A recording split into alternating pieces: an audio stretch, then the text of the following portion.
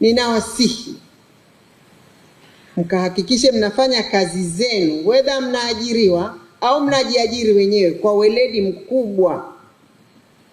Kwa wale mtakaoajiriwa, hasa taasisi za umma na za binafsi na hata mashirika yasiyo ya kiserikali, fanyeni kazi kwa kuzingatia sheria, kanuni na taratibu. Tunaita STK, sheria, kanuni na taratibu. Muwe jasiri, muwe wa kweli, msiwe waongo, msikubali kurubuniwa.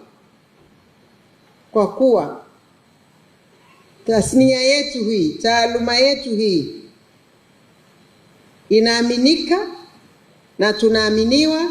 Kwa hiyo tunaomba mkaendeleze hiyo imani popote pale mtakapokuwa. Naomba niwaachie maneno matatu. Mosi, taaluma ya uhasibu ni ya watu wenye maadili, trusted people. Tafadhalini, nendeni msijichafue na msituchafue, msiichafue taaluma. Muwe watu wenye maadili mema na watu mnaoaminika, kwa kuwa mnasimamia tasnia, taaluma ambayo huwaga ni ya numbers, na namba hazidanganyi.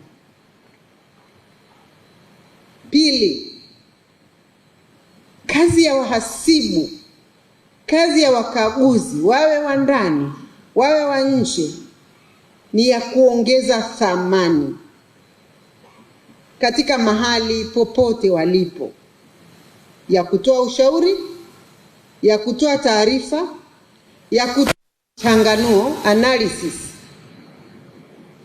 ambayo inaongeza ubora katika kufanya maamuzi. Go and be value creators. Tatu, sisi wahasibu tuliofuzu hatukomi kujiendeleza, hatukomi kusoma, kwa kuwa tunatambua dunia inabadilika, teknolojia zinabadilika, vigezo vya kuandaa mahesabu vinabadilika na vinaongezeka.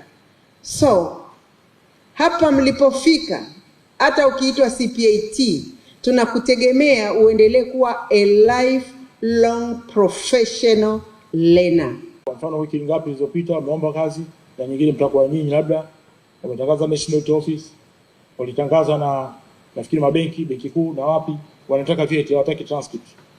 Sasa ilikuwa mtu kamaliza kazi na tangazo, hawezi kuomba kwa sababu cheti hatujatoa.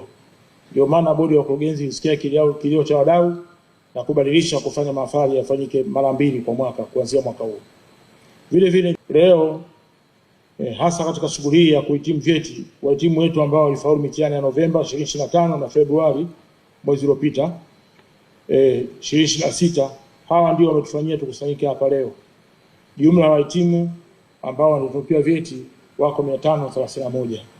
Ni fani ambayo inatusaidia sisi tunapokuwa tunaenda huko kwenye kazi zetu, inatusaidia kusimamia usimamizi wa fedha na pia kuboresha namna ya kufanya malipo mbalimbali katika taasisi za kiserikali na taasisi za binafsi.